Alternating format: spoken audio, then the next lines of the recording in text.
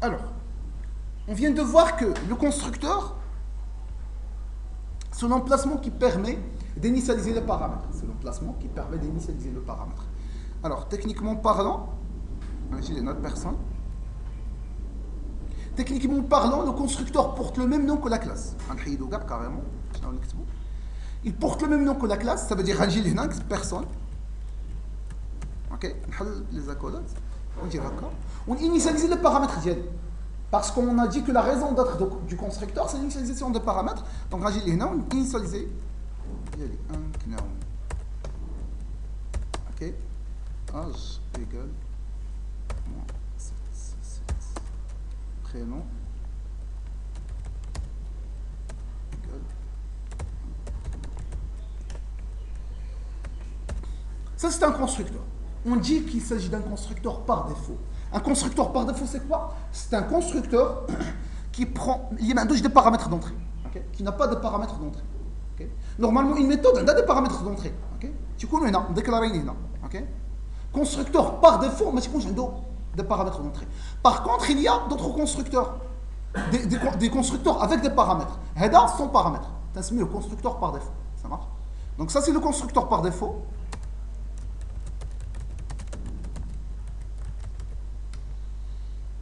Alors, on va sauvegarder. Et dans le test,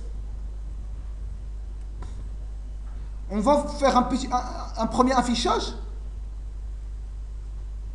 Ah non. Je vais faire un premier affichage sans avoir le constructeur par défaut.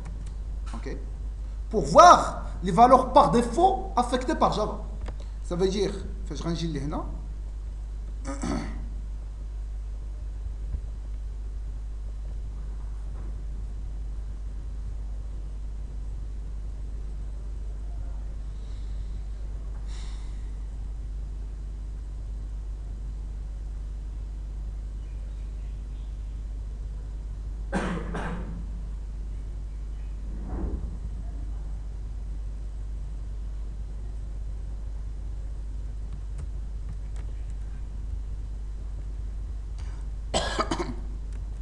Ça, c'est une classe sans constructeur.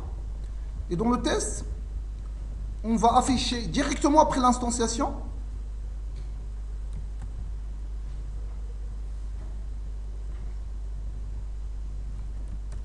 comment Shift F6. On va y avoir la valeur nulle.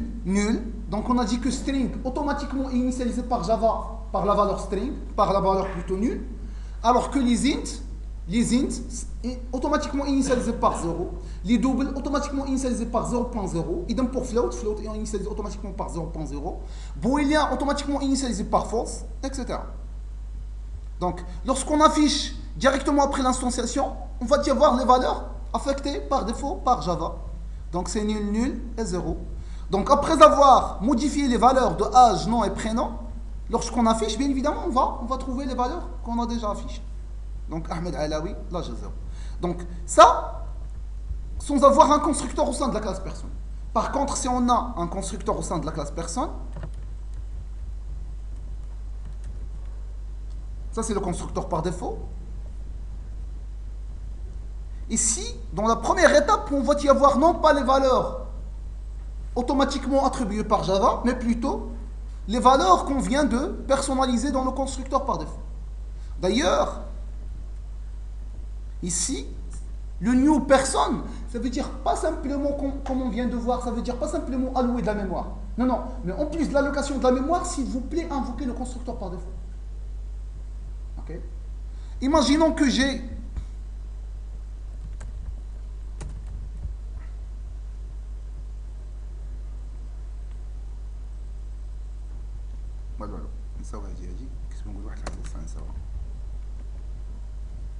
Ok. Donc, après avoir instancié ici, ce que je vais avoir les valeurs initialisées par défaut. Donc ici, ça veut dire allocation de mémoire, mais en plus, invoquer le constructeur par défaut. D'ailleurs, si on clique ici, ça va nous emmener vers le constructeur par défaut. Ça veut dire que c'est le constructeur par défaut qui a été invoqué. Alors, Shift F6. Le prénom et le nom, c'est inconnu, inconnu. Et l'âge, c'est -7.